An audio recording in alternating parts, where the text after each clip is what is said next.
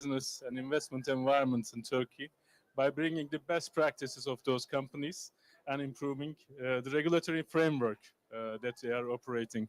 So mainly we have four focus areas: the digital transformations, better integration to sustain global supply chains, and improving the human resources of the companies. But the top one is, as for today's agenda, asks us to obey green transformation. And the energy sector is the key sectors in the green transformation. And what we are trying to do is bringing the best of those companies to Turkey and improving the regulatory infrastructure. So today's panel actually addressing both today's agenda as a part of finance, investment, and trade, and tomorrow's agenda that is also incorporating energy to the narrative. And with the perspective of international investors, we are trying to evaluate where we are and what are the next things to do. And apart from giant companies, we have the bank, a major bank with a development mandate, and we will focus on the strategies for advancing the green transformation in Turkey. So welcome to our panel. It's an honor to be with you today. So our distinguished panelists, Mr. İbrahim Öztop, CEO and board member of Development and Investment Bank of Turkey. Mr. Elçin İbado, CEO of SOCAR Turkey. Mr. Selim Güven, today in the morning session we were also together, the country manager of Aqua Power for Turkey and Azerbaijan. And Ms. Yasemin Hoşdar Öztekin, managing director of Hitachi Enerji Turkey. And Mr. Yusuf İlimsever, managing director of Enerjisa Commodities. Just a small remark, Mr. İbado and Mr. Güven are also vice chairpersons of YESET Board of Directors, and Enerjisa is also a board member in YESET, pointing out maybe the importance that we are giving to the energy sector and its future. So let's start immediately with İbrahim Bey. Thank you very much for being with us today. We were trying to follow all your sessions in COP29 and where you were delivering the perspective of the finance industry. If you can just start with progress report. Renewable energy and energy efficiency are critical factors for energy sector transformation. And how do you evaluate Turkey's progress on this one? How we are achieving in this? First of all, it's an honor for me to participate in this panel. Thank you for your attendance. Since we have been development bank of the country, state-owned, and we have been already mandated for the sustainable finance. We are mandated for the sustainable finance in the country, and these distinguished panelists they have been from, especially since they have been foreigners, but they are not foreigners for us. They are local players for us, and it's very valuable for us to really host them in our country and to be for a long time with us, especially for the country.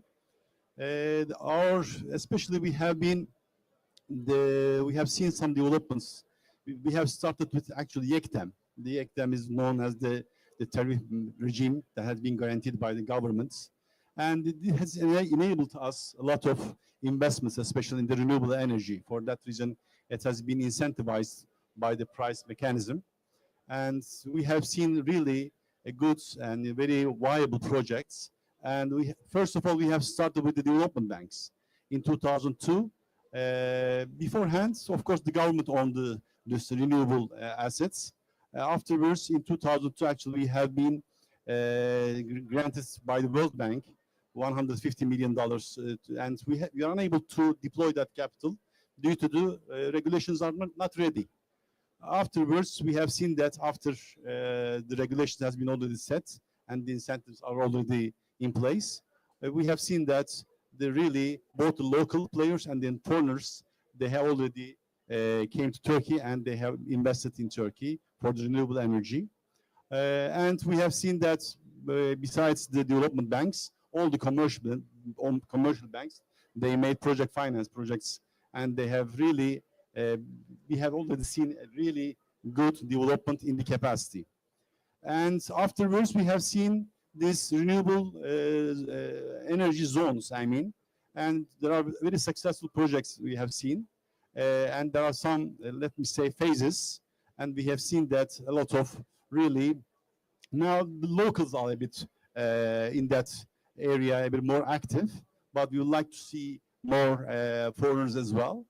And some of them are very successful. Some of them has been already, they are trying to do that investments in that zones.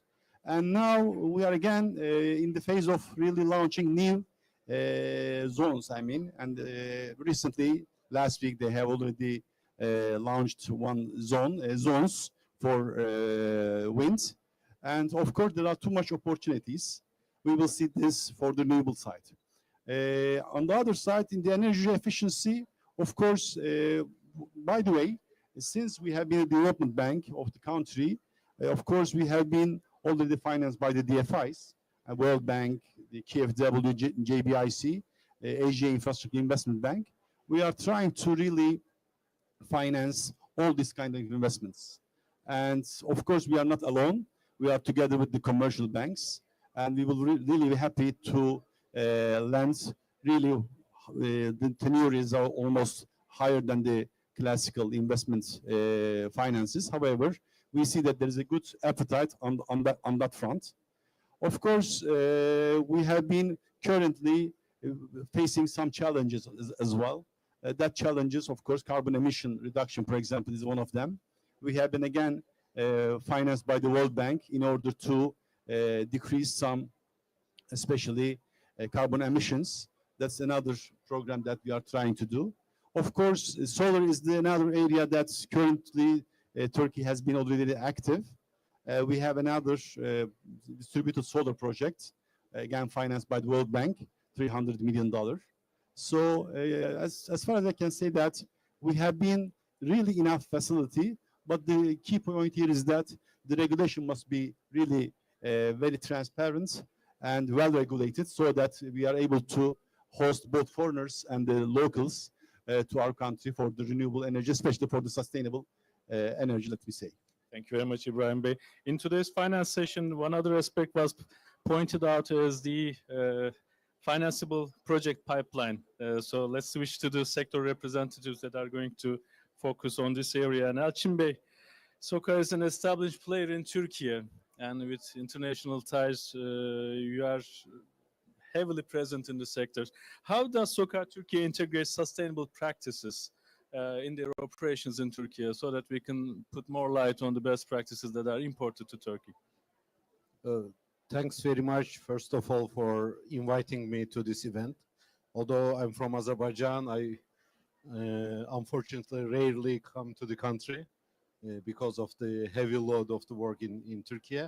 So my mother is particularly thankful to you because you have invited me to this event, so she got a chance to see me today. So like many other oil and gas companies, SOKAR is also at a pivotal juncture. So there are two options. Are you gonna preserve your strong presence in the market, or are you gonna move to a more sustainable future? And the SOKAR's reaction to this question is that these two options are not mutually exclusive. You have to focus on both. But that's actually the real challenge that we are facing, because then you need double energy, double financing, and double resources to be able to compete in two leagues. Yeah, in Turkey, as you know, football is very famous, and teams who are competing both in the Super League and also in the European Cups, they say we are stretched. So also the same applies to SOKAR in that sense, because we are stretched. We have to preserve our current production capacity, even increase it, as I will explain in a few minutes, but at the same time to keep abreast of the new developments in the energy transition. So S in SOKAR, sometimes people ask what SOKAR stands for. So it's basically the abbreviation of the State Oil Company of Azerbaijan Republic. So S in SOKAR stands for state. Therefore, this double effort is not only a corporate strategy, it's also Azerbaijan's wider ambition to become a leader to play an active role in energy transformation in general. So as SOKAR Turkey, when we view energy transition, we view it as a part of a triple transition that this humanity is going through. It's the energy transition, it's the digital transformation, and it's the social transformation. So we need people, we need change in the culture, we need social behaviors, new social behaviors to enable the first two types of the transformations. So Sokar's philosophy again is, sometimes people ask, is this a foe or a friend? Is an enemy or a friend? Is oil a friend or an enemy? We see it as a friend, because this is the only resource that we can use to generate revenue in order to be able to finance our the digital transformation, sustainable transformation, and social transformation initiative. Otherwise, it would be very difficult for us to be able to finance all those roadmaps and action plans that we ambitiously put forward. Just very briefly on our activities in Turkey, Sokar started its activities in Turkey back in 2008 by privatizing a petrochemical facility called Petkim.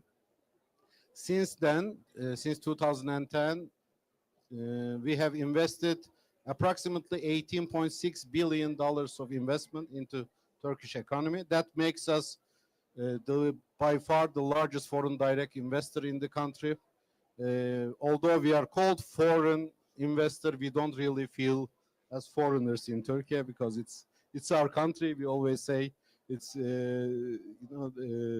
two states, but only one nation. So we strongly feel that. In Turkey, we are focused on refined products. So we have an oil refinery, also petrochemical products, because we also have the only petrochemical facility in Turkey. But we unfortunately can cover only approximately 10-12% of the market demand, which means 90% of petrochemical demand in Turkey is dependent upon imports. So there is no other country in the world that would have such a big petrochemical consumption, but just such a small production. Therefore, we believe in the future of petrochemicals. We also believe in the future of refined products, but there is a light at the end of the tunnel. We all see. Every one car out of two cars in 2030 will be an electrical car. Yeah. But in petrochemical products, it's difficult to find replacements. Everything that you can touch in this room probably contains a petrochemical feedstock. Therefore, we believe in the future of petrochemicals. Even the sustainable energy producers, equipments that produce sustainable energies, solar panels, wind turbine blades, electrical car batteries, what are they made of? They are made of petrochemicals. Therefore, we believe petrochemical will have a longer lifespan, and therefore in Turkey we are expecting to heavily invest and continue investing on petrochemicals in the coming future. But again, using the revenues from such activities to finance our energy transformation initiatives. Finally, I would like to talk about the three things that International Energy Agency put forward as the enablers of net zero target.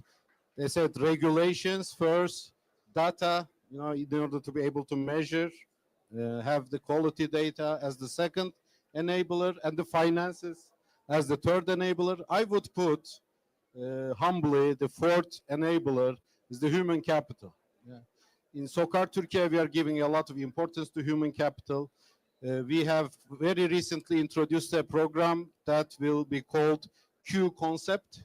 Q, letter Q, comes from quotient, because we want our employees not to primarily focus on IQ, but also on EQ, emotional intelligence, SQ, social quotient, AQ, adverse quotient, PQ, possibility quotient, DQ, digital quotient, so that we can holistically improve the human capital of ours to be able to capture all the initiatives that we are putting forward within this triple transformation efforts. Thank you. Thank you very much. And Selim Bey, let's revisit your expertise, the global expertise on renewable energy And could you please elaborate how you reflected that expertise in your operations in Turkey? Okay, thank you, Serkan Bey. Thank you to panel, and thank you for the invitation and for you participating in this panel. Aqua Power, if I may quickly give some information about Aqua Power. Aqua Power is a global provider of sustainable and innovative solutions in water. We are the biggest desalination company in the world. Daily, we produce 8 million cubic meters of water for the needed. And then energy. We are currently in the phase of only investing in renewable energy and transition fuel of clean natural gas, high efficient, and also hydrogen is another aspect. Currently, Aqua Power is co-investor in NEOM, green hydrogen company. It's a $8 billion and under construction, and is going to be the first green hydrogen under construction and commercially available. And last is the battery storage. We also see that grid problem is the biggest problem in renewable energy. Grid problem temporarily and maybe permanently could be solved with battery storage, and also expand further investment of renewable energy. This is what we do. The second fact about Aqua Power is, without exception, all the investment we do is in global south, developing countries. We don't have any investments in the Western or developed countries. All the investments are in the Gulf region, Central Asia, from Turkey to China, and Africa. Just to give you a couple of numbers, we are a company with $90 billion asset value and exclusively in developing countries. And developing countries lack some infrastructure. And as recognized in COP29, COP29 has themes. One is the climate finance that needs to be solved.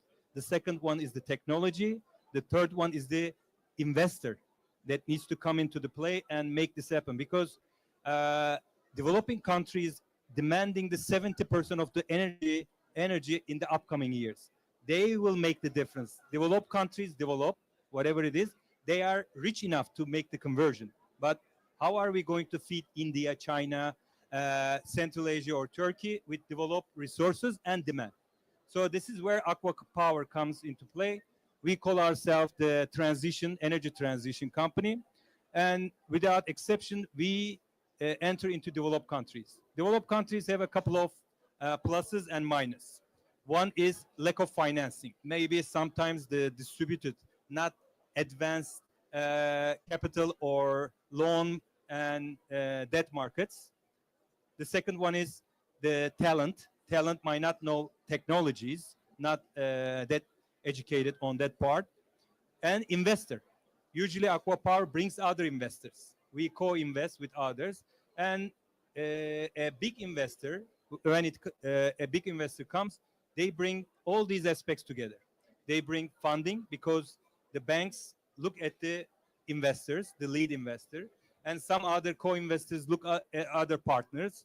And when we get into a market, energy projects usually are 20, 30 years.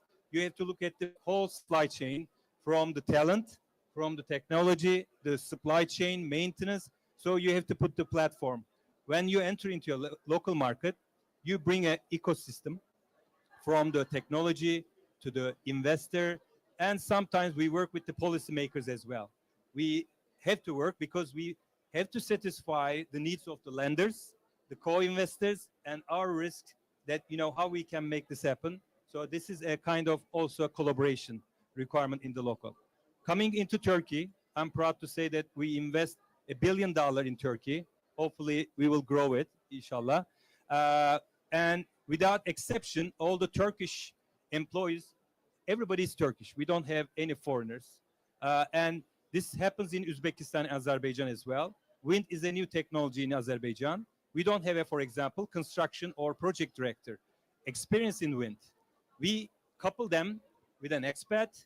The next project will be an Azerbaijan project director, have an experience in wind technology. So we bring the academies, also maintenance and all the finance and other local teams as well, as much as locally, because it makes sense. You know, you don't need to bring expats for if you have locals. So what we do is we bring an ecosystem when we come, and we always say that we are going to be here for 30 years, so we better plan accordingly. Thank you very much. Maybe it is good to point out two things. Also, Ibrahim Bey pointed out at the opening speech that our CEOs are acting as the investment ambassadors of Turkey in their relations with their headquarters and continuously trying to convince them to prioritize Turkey's investments. And the second point that you raised up was a point in the UNCTAD's wide participation panel yesterday's on the international project finance is almost financing 55% of the renewable projects in developing world and 75% in LDCs. So your transformative impact is more than you emphasize in this session. So thank you for bringing this out. And when it comes to the infrastructure, Yasemin Hanım, your expertise is more focused on the infrastructure and technology of the energy sector's transformation. Can you a little bit elaborate on the bottlenecks or the opportunities that they can help us to speed up our transformation? First, let me also thank you for the invitation. And apart from my professional title, I am a mother of 2 teenagers, so I really take this conference and the subjects discussed seriously, and we are really committed to make it happen. So if we may elaborate on what we are trying to in Turkey, 70% of our emissions are resulting from energy sources. So it is crucial that we start from energy transition in the clean transition. So a clean energy transition. What we need to do, we need to have our renewable capacity triple. We need to have 3 times the gigawatts of renewable capacity that we have. Currently, we have these 30 gigawatts, and in the recent plans of Energy Ministry, there's a target for 120 gigawatts of green energy. This is quite something. The energy itself, the power plants in the wind and solar needs financing, investors, and also the business case that would support this investment. But there is another bottleneck that needs to be considered from the beginning. I think we can learn from the mistakes or the lessons the other markets have gone through. And one of the major things that we can learn is the grid investments have been underestimated in the rest of the world. And currently, globally, there is 3,000 gigawatts of renewable energy waiting in the queue to be connected to the grid. So in Turkey, currently, we don't have this problem. So all renewable energy we are producing is connected to the grid. And for this ambitious target we have for 2035, we need to really align the investments in the grid and also the generation together so that we don't see the similar problem like the rest of the energy markets. That would be my first point to be addressed. Then what needs to be done to have this transformation or transition in speed and in scale? That's needed. If we can do this in a collaborative way, it would be easier. When I say collaborative way, what I mean, the regulatory bodies, the government, the supply chain, the technology providers, and the investors need to work together because there is enough to do all together. So this needs a different mindset. In the previous times, the mindset was more towards cost optimization. Now there is the transition. We need to come together, provide the business case, also together with the markets of carbon trading, tariffs, etc., in order to make the feasible business case for the investors and also agree on the priorities to work together. This also needs to go across borders because there is also the interconnection aspects of all these investments. So if we do this collaboratively with all the stakeholders, I think we could learn from the other energy markets that have seen these problems. Then as a third point, I could address, we need to use technology in order to use our existing infrastructure to the limits. So there are new technologies available that could be connected to the grid to increase the power quality, to increase the usage of the current capacity to the limits. So we need to really be open-minded in order to incorporate the new technology available. Fourth, but not least, I want to address the need for resilience, because we will be working to make these targets happen. But on the other side, we are also experiencing the results of the climate change with all these climate events. So we need to immediately act on the resilience of our assets, the grids, because if we do not do so, then we might need to mobilize our funds to, reconstruct again what we had previously, and we might be slow in this transition in this way. So what I can say is, summary sentence is, transition is not possible without transmission. So we need to really pay importance to prioritize the investments on both sides to make sure that we have our renewable generation connected to the grid and available for usage.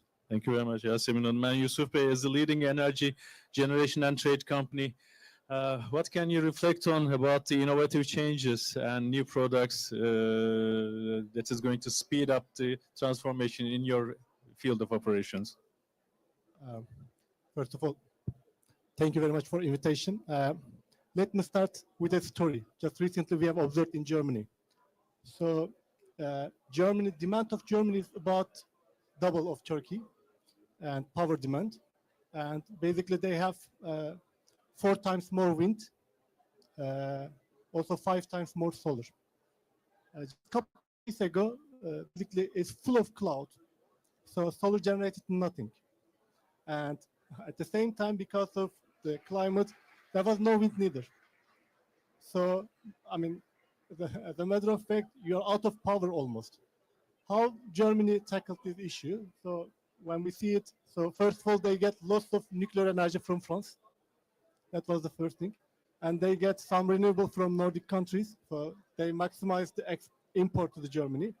And also they utilize all the gas power plants, coal power plants, and whatever they have, even oil power plants, because we have seen the highest prices ever since the energy crisis.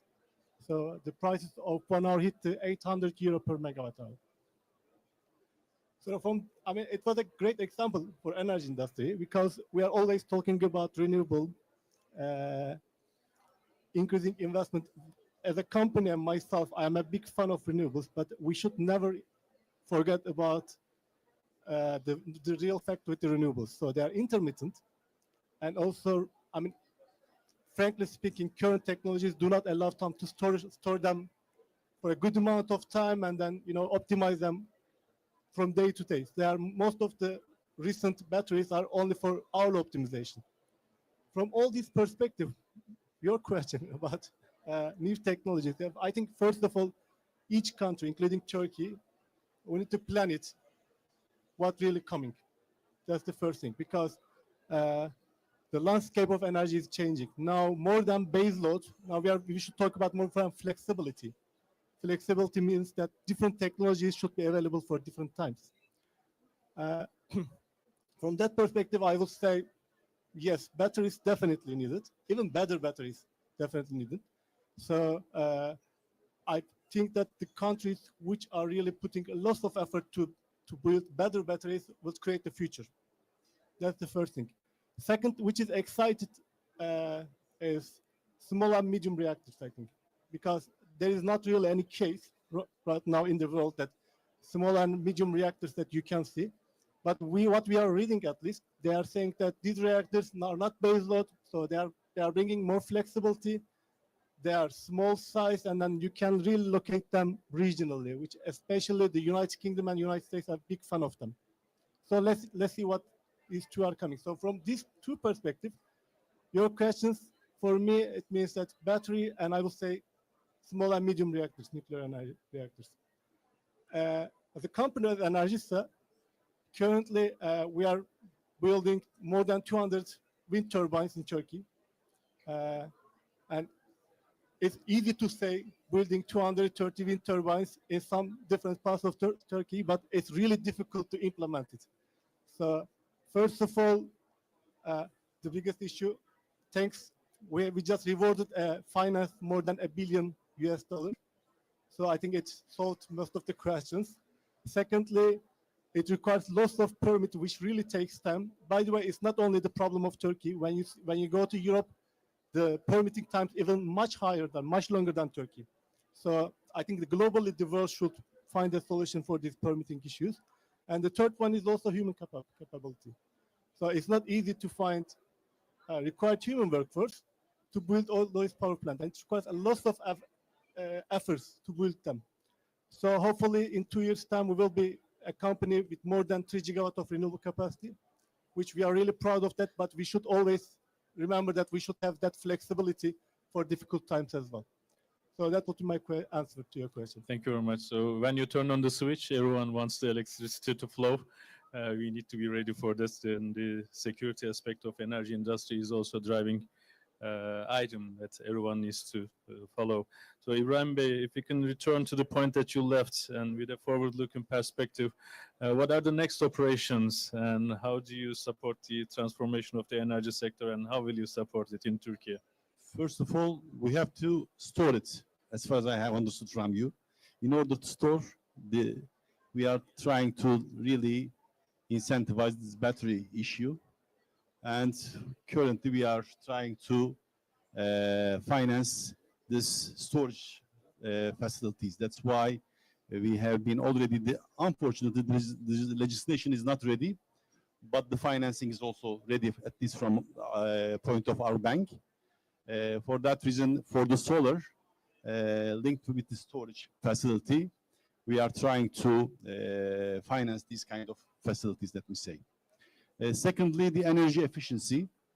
We have been already up to now financed from all the DFIs, from Japanese, from the Germans, from the World Bank.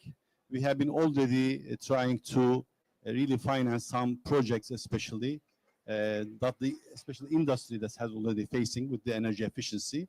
For that reason, we have currently that kind of, let me say, financing for the energy efficiency. And the third one is regarding with the, let me say, digitalization, but that's already based, especially for the grids, to the government. That's not, we are not currently on that front, but we know that currently the Energy Ministry has already made a kind of, let me say, $1 billion of an agreement with the World Bank in order to modernize and made investments for the grid. And the third one regarding, the fourth one is regarding with the, of course, this awareness. I mean, the awareness of the, especially that we are currently here, we are talking about just for the green, sustainable finance, sustainable economy, but we should somehow, to at least to our SMEs, we should somehow to really, to make aware about that there is a train is coming, or is it really light on the tunnel. So we should somehow differentiate this for the SMEs, because for the carbon emission, we are currently having that kind of, let me say, facility for 400 million, more than $400 million, but that's not an easy task. So we are trying to make that kind of transformation, green transformation for the SMEs. So currently we are working with the World Bank in order to how these SMEs can get that kind of, let me say, loans, because we need really reporting, we need really some procedures. That's why we are a bit, these DFIs are a bit, let me say, tough financiers, but we are asking too much questions and we are asking too much reporting. But these are the guidelines that we should somehow obey. If that guidelines here we are able to really take into account, then it's really easier to make it the governance in place. That's why I would really recommend to at least to the SMEs how we will interact with this governance issue in order to get this kind of incentivized loans from our, especially from the development banks. Thank you. Thank you very much. Considering that you're as resilient as your supply chain and the ecosystem, all of our real estate companies are also focusing on their ecosystem transformation, and the need is quadrupling when you involve all SMEs also. And Elçin Bey, your inside question is about the energy mix of Turkey. How do you position the natural gas and other renewable resources in the future of the energy mix? Actually, the story about natural gas is slightly different than the renewables, in a sense that for renewables, it's important for Turkey as a large country with a huge population of 85 plus million to be self-sustainable in renewable energy resources. But for natural gas, Turkey's quest is not only about being self-sufficient. It's not only about supply security.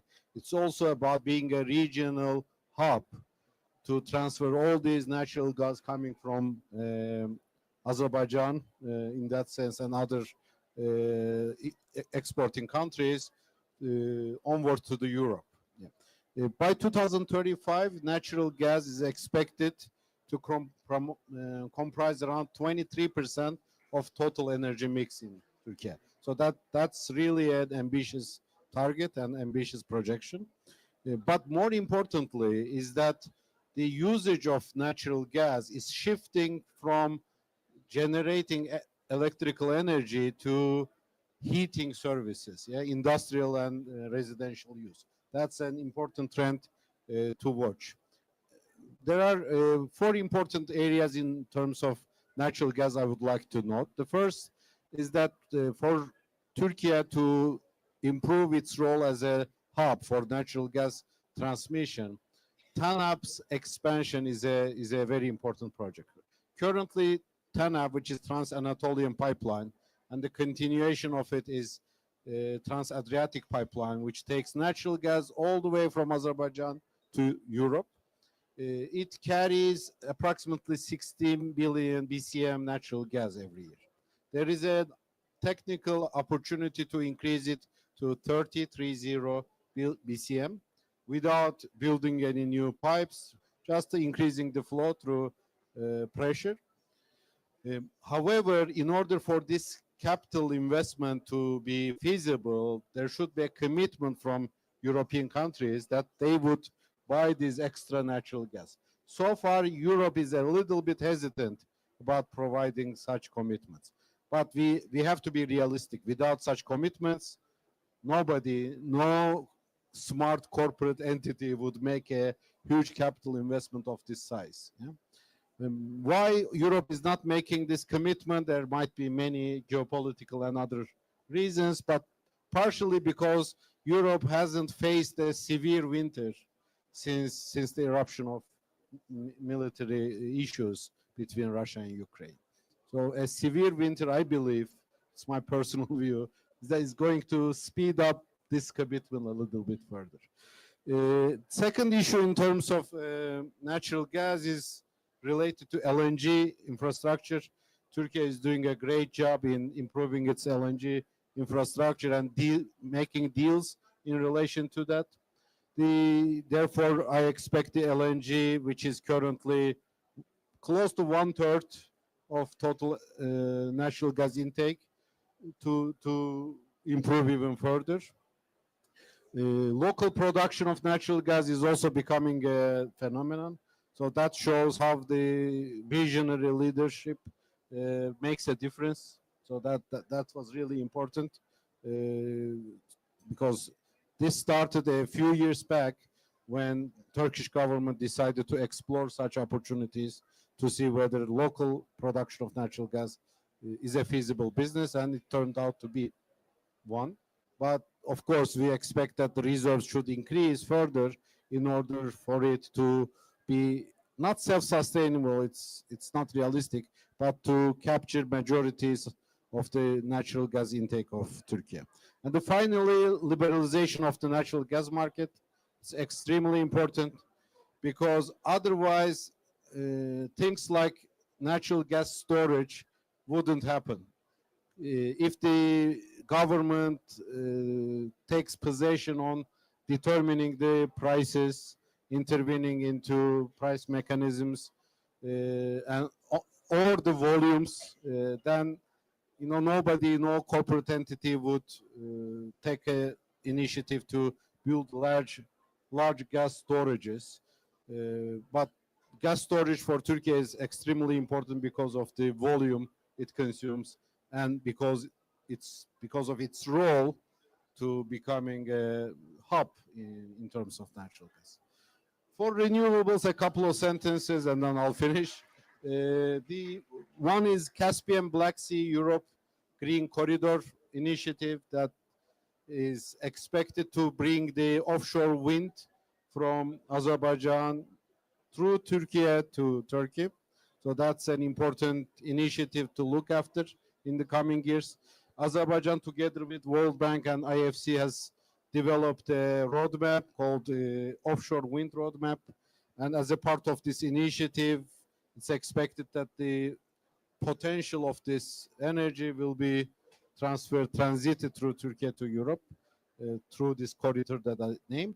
And the second is, of course, Nakhchivan. Nakhchivan is a region of Azerbaijan, for those who might not know, but it doesn't have a land connection with Azerbaijan. I'm proud to be from Nakhchivan. I was born and raised up there. And currently, why I'm proud? Because currently Nakhchivan is becoming an important renewable energy center.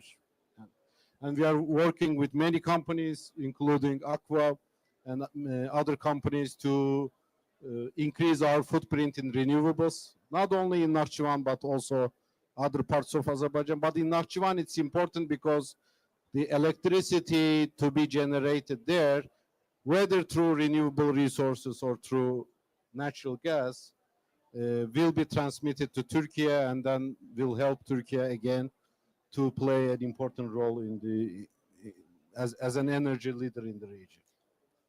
Thank you for informing about the future projects and the big landscape that they cover. And Selim Bey, if you can move to the technology aspect again, considering the rapid achievements in the energy sector's technological progress, what can you see as the next frontier that is going to ease up the progress in large-scale renewable energy investments? Well, I would like to mention about two things here, technology and the large scale. First of all, large scale investment, provides visibility, and it triggers the development for the investor, both on the technology side.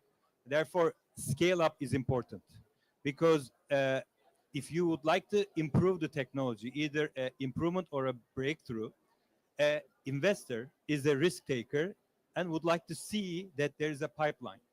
So we see that, scaling up the investment, putting a pipeline like we did in Turkey recently, 2035 vision, when you put a plan that you will introduce capacities every year, it takes attention because it gives you a visibility. So that brings in large-scale investors, small-scale investors. By the way, every investor, large, small, medium, have different roles. It doesn't mean as like energy mix. You have natural gas, you have lignite, you have renewable energy. They each have different roles, not to exclude anybody. But large-scale investment have an ecosystem that they bring together. They bring in lenders. As mentioned, they bring in ecosystem. They sometimes also affect the policymakers to open up, incentivize, like big investment we have seen today that, we benefit maybe were the decisions made 30 years ago in automotive industry. So zones are important from them, from that point. So I will bring back to the technology. Aqua Power made a decision to invest strategically in a couple of technologies. I'll give one example in water. Over the 10 years, the cost of water generation from sea reduced by 50%. And electricity consumption is the biggest component of water desalination, reduced per specific power consumption by 87%. Why? Because you put a platform you see a visibility, you put a program saying that I will be developing that much capacity, then you start to partner with technology investors that they start to invest on their technology rather getting by daily. So that's all a chicken and egg problem. You have to put the vision, the leadership, the visibility for the players. And then you bring in the lenders as well. Insurance companies are also important here to take that risk or cover that risk, because there is a risk that everybody have to bear, manage differently. You have all the players, the investor, technology provider, the policymaker, and the lenders and insurance companies. Thank you. We are extending our time a little bit, but Yasemin Hanım, in the first round, you mentioned about the grid infrastructure's importance, and based on that, and for the future of the Turkey's energy sector strategies, what are the other key influencers or the bottlenecks that we are going to face with or we are going to deal with? Okay, so I think we, in the energy sector, we are experiencing and observing a very exciting times currently. What we are observing is this green transition, making the electricity to be the backbone of energy system. This has industrial aspects, this has social aspects. So, you know, it's really exciting. When we come to bottlenecks, as I said, we need to use more new technologies in grid and also in our investments. I may elaborate a few examples. Storage has been mentioned. We need to use storage if we want to have more renewables, not only because renewable generation is volatile and we need to store and use it later, but as well because more renewables is a challenge to the grid. So if you need to use the right power electronics technology in order to integrate this storage to the grid. If you do not do this, then you know you will have the inertia and the reliability problem for the electricity. So Hitachi Energy is a technology provider of this power electronics. And then I can elaborate on other very important technology area as well, HVDC. This has already also been announced from our ministry as a major investment area in the Turkish grid. Hitachi Energy is the inventor of HVDC technology. This like 75 years ago, this was invented in our laboratory. So we are working in the transformation and also this DC transmittal of the energy in many markets, and also we are prepared to do this for Turkey's transition. HVDC is used where you have the generation in one geography, but the majority of the consumption could be in another geography. So you need to transmit electricity in an efficient way through these geographies. So this is why HVDC is also instrumental in this transformation. So we need to be open-minded, as I said before, to use these technologies in this transition. Plus, in the other energy markets, what we see as bottlenecks is the permitting and also the legislative processes. And in the recent plan of 2035, I see this addressed by Energy Ministry. So we are very happy to see this ambition also from our public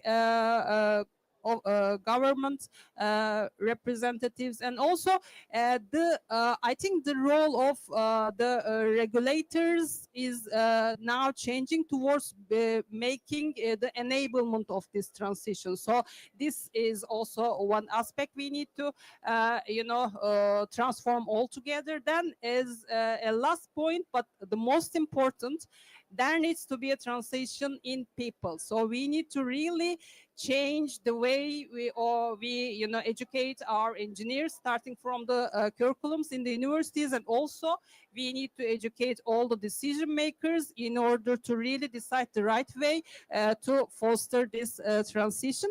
As I told before, Hitachi Energy contributed a lot in the transition in other energy markets, and in Turkey we are like 1,000 Turkish citizens financed by 100% Japanese capital, working and committed to make this transition happen for Turkey. Okay.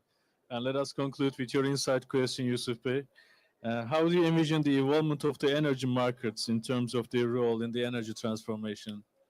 Well, because of the limited time, I would only tell about emission market. Because I think in order to tackle with climate change, the carbon should have a fair price. And as a matter of fact, it should be a global price, but because, I mean, the problem is not only Turkey or Azerbaijan problem, is whole global problem. But maybe this is something like, should be like a dream scenario. But eventually, definitely, you need to know the price of the carbon in order to take action against climate price.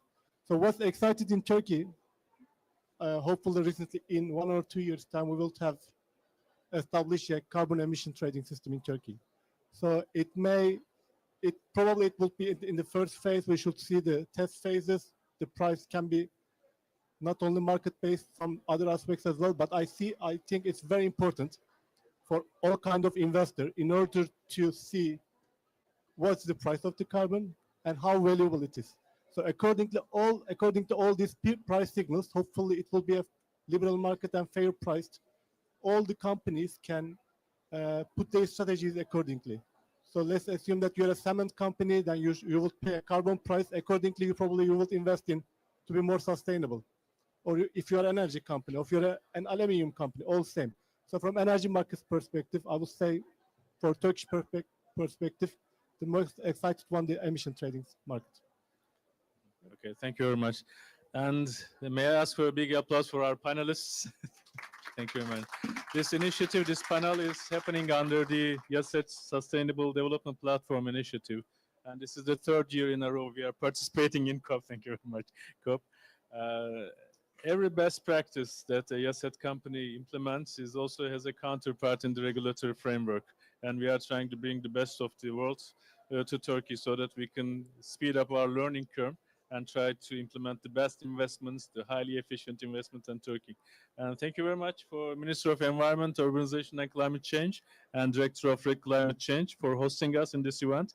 You can follow all the best practices of Yaset companies in our webpage. And if you would like to share your best practices with us, just get in touch. We can extend your best practices to our wider network. Thank you very much.